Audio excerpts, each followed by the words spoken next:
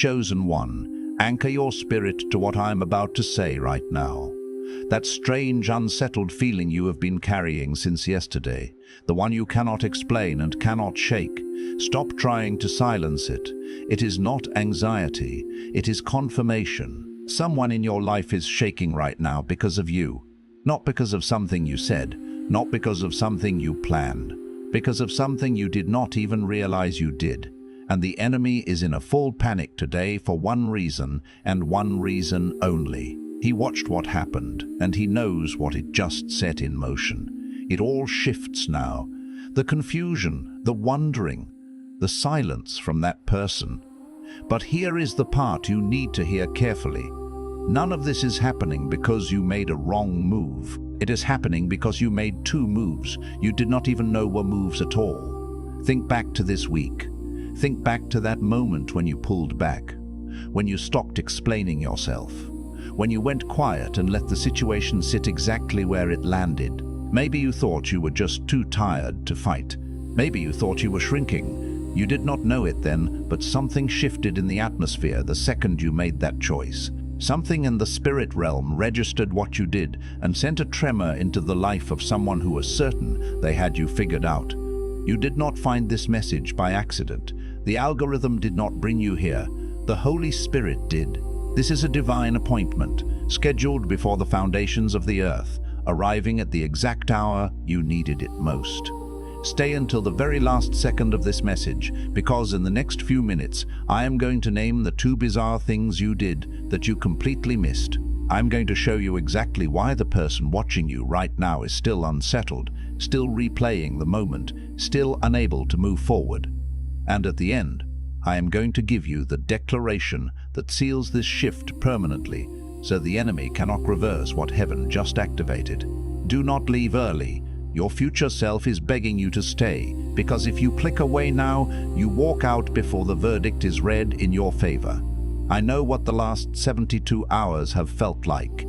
The atmosphere has not just been strange, it has been charged, like something is hovering just above the surface of your life, waiting to land. Maybe you have been moving through your days this week with this low hum of awareness, like something is different, but you cannot point to what changed. Or maybe you woke up at 3 hours in the morning and found yourself thinking about a specific person, not with longing, not with anger, but with this quiet, unshakable knowing that something between you and that person has permanently moved. You feel like you are standing in the aftermath of something. And you are right, you are. And in this space, in this strange, suspended quiet, the enemy has started whispering a very specific lie into your mind. He is telling you that the reason things feel unresolved, the reason there is still silence from that person, the reason everything feels like it is hovering, is because you did something wrong. He is replaying a specific moment in your mind on a loop. That moment when you did not react the way you used to. That moment when you refused to chase. That moment when you simply let something go that the old version of you would have grabbed and held tightly. The accuser is telling you that moment was a mistake. He is telling you that your stillness was weakness, that your silence was failure, and that you have pushed away something that was meant for you. But I need you to hear what the scripture actually says about this moment. Romans 8:31 says, "If God is for us, who can be against us?" Listen to what that verse is actually saying. It is not asking a rhetorical question for comfort. It is issuing a legal verdict. It is declaring that every force that has positioned itself in opposition to your peace, your purpose, and your alignment has already been overruled by a higher court. The person who is shaking right now is shaking because they came up against something in you that heaven is backing. And they felt it before you did. The restlessness you feel is not confusion. It is the sensation of a verdict being processed. The heaviness is not failure settling in. It is finality arriving. You think what you did this week was bizarre. You think your own behavior surprised you because it did not look like the version of you that used to fight for every inch. You think your silence was strange and your stillness was out of character. But let me reframe your reality right now. That was not weakness. That was the two most powerful moves a chosen one can make. And the person still watching you from a distance, the one who cannot figure out why they cannot stop thinking about you, felt the weight of both of them land. You did not lose anything. You just changed the frequency. and they are still trying to tune back in. Hit the like button if you feel this message arrived exactly when you needed it. Drop a comment below and tell me this.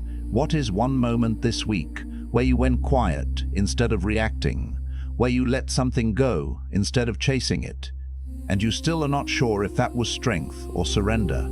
You didn't plan it. You didn't rehearse it. You simply showed up as yourself, and something about that broke something in them. That's what no one prepares you for when you start walking in alignment. The people around you don't just notice the change, they feel it, deep in their chest, in a place they can't explain and won't admit. It's as if a tectonic shift has occurred within your very being, and the tremors are now emanating outwards, unsettling the ground beneath those who once thought they knew you, and the shaking you sense in them. That's not confusion. That's recognition. Something in their spirit, a deep, ancient knowing, recognizes the echo of the divine. It knows it's standing in the presence of someone who has been touched by something greater than what this world manufactures, something that transcends the fleeting trends and hollow promises of our earthly existence. It's the recognition of a sacred aroma, a scent of heaven that clings to your soul. Some messages don't just inform, they activate. They are not mere whispers of information, but divine sparks designed to ignite the dormant embers of purpose within you. If something stirred deep in your spirit just now, a resonance that felt like a bell chiming in the hollows of your being, you may be ready to receive the Chosen One's blueprint. This sacred guide is not just a book, it's an unfolding map, revealing the 8 divine patterns woven into the very fabric of your calling, your suffering, and your destiny. It's a profound revelation of the cosmic architecture behind your existence, illuminating the sacred geometry of your unique path. It also comes with the full audiobook, so you can absorb it during prayer, rest, or quiet moments with God, allowing the truth to seep into your spirit like a gentle rain nourishing parched earth. And for those called to speak His truth, those whose tongues are meant to be sharpened swords of revelation, you'll also receive Activating Your Prophet Mantle, a powerful bonus ebook for those carrying a prophetic assignment, equipping you with the spiritual regalia and understanding needed for such a weighty commission. The link is in the first pinned comment, but only for a limited time. Now let's go deeper into what's actually happening here, because most people stop at the surface. They see the reaction and wonder what they did wrong, interpreting the disquiet they cause as a personal failing, a sign of their own inadequacy. They pull back, they shrink, they start apologizing for the very thing God spent years building inside them, for the sacred sculpture He has been painstakingly chiseling within their soul. But what you need to understand is this: the discomfort you cause in certain people is not a sign that something is wrong with you. It is a sign that something is finally right. It's a sacred indicator that you are shifting out of a false paradigm and stepping into your authentic power, a power that is inherently disruptive to illusion and stagnation. Think about Moses returning to Egypt. He didn't come back with an army poised for conquest. He didn't come back laden with the glittering treasures of Egypt or wielding the persuasive influence of political power. He came back with a simple staff, a noticeable stutter that testified to his human frailty, and a burning encounter with the divine that he could barely put into words, a cosmic vision too vast for earthly language. And yet Pharaoh, one of the most powerful rulers in the known world, a man accustomed to commanding empires with a mere gesture, trembled. He trembled not because of Moses the man, the imperfect vessel, but because of what Moses was carrying. The palpable presence of God that rested upon him, a sacred aura imbued by his time in the wilderness, disrupted an entire kingdom built on the foundations of tyranny and idolatry. And here is what the text doesn't spell out, but the Spirit reveals. Moses himself didn't fully understand the weight of what he carried.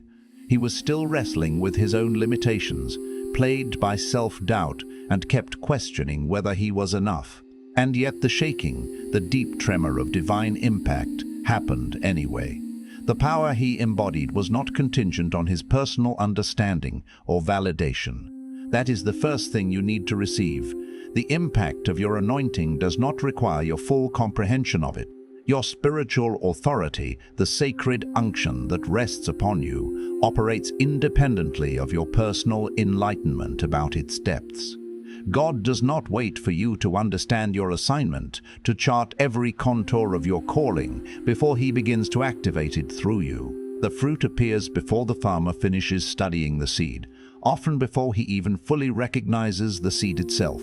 You have been walking in a power you haven't yet named, a quiet force that has been shaping your reality, and the people around you have been responding to something you've been too humble, or perhaps too wounded by past experiences, to fully claim or even acknowledge within yourself. They are sensing the unfolding masterpiece, even if the artist is still contemplating the canvas. But here's where it goes deeper. It's not just that you're carrying something. It's that you've been refined in a way that is almost impossible to fake, a process of crucible and transformation that leaves an indelible mark. The human spirit, with its innate sensitivity to truth, knows the profound difference between mere performance and the genuine article, between a well-crafted imitation and the authentic resonance of the divine. The two bizarre things that have been happening around you, the sudden, almost sacred silence that falls when you enter a room, the way eyes follow your movements, the palpable shift in atmosphere that causes sudden discomfort in rooms that were once familiar and comfortable. These are not coincidences. They are the beautiful, undeniable byproduct of a life that has been pressed, broken, and painstakingly reconstructed by something holy. You went through things that should have irrevocably destroyed you, trials that felt like the grinding gears of destiny attempting to pulverize your spirit. And instead of being destroyed, instead of succumbing to the pressure, you became undeniable. You were transformed, like precious ore forged in the hottest furnace. This is what's coming for you in just a moment. The revelation of why the very suffering you've been desperately trying to outrun, the valleys you've navigated with trembling steps, is the exact source of the authority, the sacred weight that now makes people shake. Stay with me, because this next part has the power to reframe everything you thought you understood about your journey. It's about to turn your perceived weaknesses into your most potent strengths. There is a principle in the kingdom that few people truly understand because it sounds utterly backwards when you first hear it, defying the logic of the world. Influence is not built. It is forged. It does not come from clever strategy, strategic positioning, or the accumulation of the right connections. True, lasting influence, the kind that shifts atmospheres and transforms destinies, comes from passing through the refining fire and emerging not smelling of smoke, not bearing the scars and residue of the trial, but transformed by the encounter. Think of Shadrach, Meshach, and Abednego. When Nebuchadnezzar looked into that fiery furnace, a furnace intensified 7 times its usual heat, he didn't just see 3 men surviving an ordeal. He saw a 4th figure walking with them, an unmistakable divine presence moving amidst the flames. And when they came out, the Bible specifically notes that the smell of fire was not on them. That detail is not poetic embellishment, it is profound spiritual information. They walked through the most extreme heat imaginable and came out not merely unscathed, but untouched by the lingering effects. That is what people sense in you. You've been through your furnace, your season of intense trial, and you came out carrying the radiant presence of the 4th figure, the divine himself, not the ash and residue of the experience. And this is where so many chosen ones get stuck in a painful, soul-crippling misunderstanding. They believe the wounds they carry, the battle scars etched upon their spirit, disqualify them from their divine assignment. They believe the seasons of confusion, the failed relationships that left them shattered, the delayed dreams that felt like forgotten promises, the moments they felt utterly and completely abandoned by God. They believe all of that is irrefutable evidence of divine rejection, a cosmic stamp of disapproval. But what's coming next will likely surprise you, because it always does when you finally see it clearly, when the veil is lifted and you perceive the true architecture of your journey. The delay was never abandonment. It was architecture. God was not slow, he was precise. Every year that felt like an endless holding pattern, a sterile season of waiting, was in fact a year something profound was being deposited into you, a sacred download that cannot be achieved through rapid acceleration. Gideon sat in a winepress, a place of hidden labor and fear, diligently hiding from his enemies. That's where the angel found him. Not on a mountaintop basking in divine glory, not in a moment of triumphant worship. He was found in a hiding place, a symbol of his current circumstances and perceived inadequacy. And yet the greeting that came was not a gentle, pitying whisper of, "You fearful one," or a sympathetic acknowledgement of, "You confused one." It was a powerful declaration, "Mighty man of valor."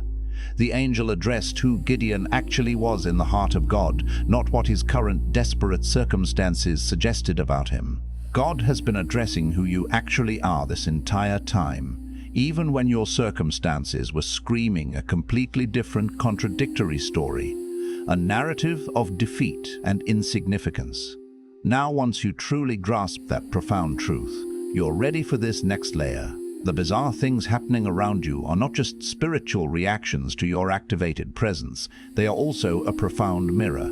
And what they are reflecting back at you, with an almost startling clarity, is the undeniable truth that you have already shifted, you have already transformed, even when you weren't consciously watching, even when you felt like nothing was changing on the inside. The person who could not have walked into that room with that newfound energy, that quiet authority 2 years ago, is not the person standing there today. You changed. The alchemy of your trials has remade you, and you cannot unbecome what God has already irrevocably made you. You are a new creation, seasoned by grace and forged in His perfect will.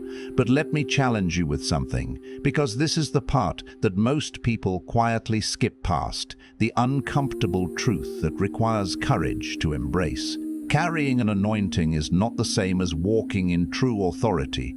You can be chosen, touched by God, and still shrink from your purpose. You can be filled with the Holy Spirit, brimming with divine potential, and still remain silent when your voice is needed. You can carry the very weight of heaven within you, a sacred trust, and still defer to people who were never assigned to lead you, whose influence is built on something far less substantial. The enemy does not always attack the chosen one with overt opposition, with fiery darts of persecution. Sometimes he attacks with subtle, insidious admiration. He surrounds you with people who celebrate your gift, who applaud your potential, but who subtly discourage your full expression of it, who want to keep you contained. They love you in a cage, admiring the bird's song without wanting it to fly free.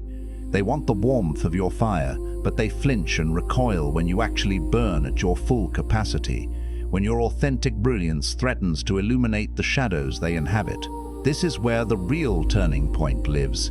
The shaking you inadvertently create in others is a signal, not just to them, but critically to you. It is heaven's gentle yet firm directive, a divine nudge saying, "Stop minimizing this. Stop dimming this light that was meant to shine. Stop prefacing your truth with endless apologies and qualifiers designed to make the room comfortable for those who are not yet ready for your revelation. You were not anointed to manage people's discomfort with your calling. You were anointed to carry the thing that disrupts what was never supposed to stay, the sacred truth that challenges the status quo and ushers in the new." In just a moment, we arrive at the deepest layer of understanding, the one that lies beneath all the others, the foundational truth that underpins the entire revelation, the one that, once you see it, you will not be able to unsee, a paradigm shift that will alter your perspective forever. Stay with me. Here is the part no one particularly wants to hear, the truth that often feels like a sting, but it is undeniably the most important thing in this entire message, the key that unlocks the final door. The person who is most spooked by your transformation, whose reaction is a stark manifestation of unease, is not always your enemy. Sometimes, and this is the divine tension you need to sit in, the paradox you must hold with grace. Sometimes it is someone who once carried the same assignment, who felt the same call upon their life, and tragically laid it down. Someone who stood at the same crossroads you're standing at now, faced with the same choices, and chose comfort over calling, safety over sacrifice. And when they look at you pressing forward, walking in the very destiny they abandoned, something rises in them that is not hatred or malice. It is grief.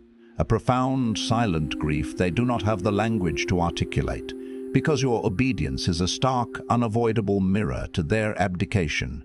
Your breakthrough is the very road they tragically abandoned, and the shaking they feel is not a sign of your wrongdoing. It is the echo of a door that closed, not because God shut it, but because they, in their fear or their preference for ease, walked away from it. This does not make them your enemy. It makes them your living, breathing warning. Their life, their compromised path, is a stark illustration showing you the immense cost of choosing fear over destiny, of prioritizing the temporary comfort of the present over the eternal promise of the future, and your grace toward them. The highest expression of your own transformation is to keep going, not in pride, not in competition, not seeking to prove them wrong, but in the quiet, steady, unwavering faithfulness that proclaims, "I will not waste what God paid such an infinitely high price to build in me. I will honor the sacrifice and steward the gift." And here is the final layer, the unexpected one, the profound revelation that reframes everything that came before it, casting a new light on every trial and every trial and every trial. The two bizarre things you've been doing, the things that spooked them, the things that made silence fall like a sacred hush, the things that made eyes track you across the room as if you were a celestial visitor. You didn't actually do them on purpose, not in the way you might imagine. You simply stopped performing. You stopped trying to manage how people perceived you, to contort yourself into shapes that pleased others. You stopped shrinking yourself into spaces that were never designed to hold your true magnitude, like trying to fit a redwood tree into a shoebox. You stopped doing the very thing that most people never stop doing, which is hiding your authentic self behind layers of pretense and obligation. And the moment you stopped hiding, the moment you allowed your true essence to breathe, the fullness of what God placed in you began to surface naturally, effortlessly. Undeniably, it flowed from you like a sacred river, unforced and pure. The bizarre thing you did was not an act of will or a calculated strategy. It was an arrival. You arrived at yourself, at the core of your being, at the unadulterated truth of who you are in God. And the world, so accustomed to performances and facades, does not know what to do with someone who has genuinely, deeply, irreversibly arrived at themselves. Because most people are still caught in an endless cycle of auditioning for a version of their life they're afraid they'll never receive, desperately seeking external validation for an internal reality they haven't yet claimed. And here you are, no longer auditioning. You are walking. You are being. You are carrying your divine inheritance. That is why they're still shaking. They are witnessing a truth they have long suppressed, a potential they have long denied in themselves, reflected in your unapologetic presence. Place your hand over your heart right now and declare this with me. I am not too much. I am exactly enough and exactly enough and exactly appointed for this moment. I release every apology I have ever made for the divine weight I carry. I release every agreement I made with smallness when smallness was never my assignment. I break every alliance with the voice that told me my fire was dangerous and my presence was a problem. I receive the fullness of what God deposited in me through every season. I thought He had forgotten me, through every trial that sculpted my soul. I walk forward, not performing, not shrinking, not apologizing, but arriving, fully, completely, without permission from anyone who has never called to release me into my destiny. I am chosen. I am refined, I am carrying something real, and I will not put it down. If this message confirms something your spirit has been quietly holding, a truth that has been resonating in the sacred space of your inner being, share it with someone who desperately needs to hear it today. Their awakening might be a breath away. And if you're ready to go even deeper into your divine blueprint and calling, to excavate the sacred patterns of your destiny with profound clarity, the link in the first pinned comment is waiting for you. This is your moment. Don't let it pass into the realm of the what-ifs. Step into the glorious reality of who you were made to be.